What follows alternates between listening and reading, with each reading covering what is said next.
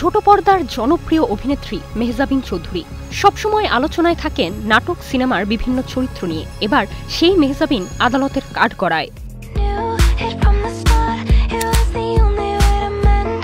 ২৭ লাখ টাকা আত্মসাৎ, এরপর হত্যার হুমকি, এমন অভিযোগে করা মামলায় রোববার সন্ধ্যায় আদালতে আত্মসমর্পণ করেন মেহজাবিন।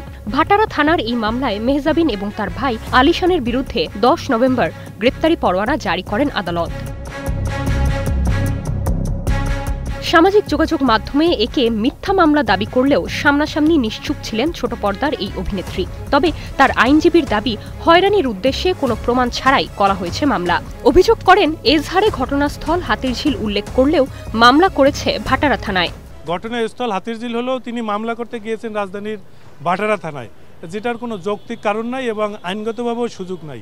এবং মামলার আর্জিতে যে বর্ণনাটা দিয়েছে এটা সম্পূর্ণ মিথ্যা এবং অযৌক্তিক। আর ঘটনাটা পুরো সাজানো, কারণ এই বাদীর সাথে এই মেহজাবিন চৌধুরী এবং তার ভাইয়ের কোনো পরিচয় নাই।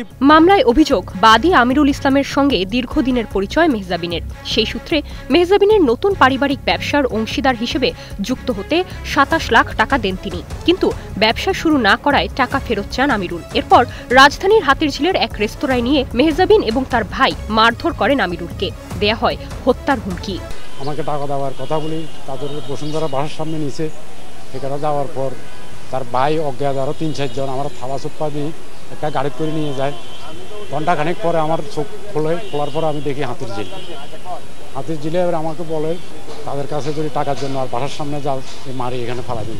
শেষমেশ বাদীর করা মামলায় মেহজাবিন এবং তার ভাইয়ের বিরুদ্ধে গ্রেপ্তারি পরোয়ানা জারি করেন আদালত। তার প্রেক্ষিতে রোববার মেহজাবিন এবং তার ভাই আদালতে আত্মসমর্পণ করে জামিন আবেদন করলে তা মঞ্জুর করেন আদালত। আগামী ১৮ ডিসেম্বর আসামিদের জবাব দাখিলের দিন ধার্য করা হয়েছে। নির্জন নুসরাত, স্টার নিউজ।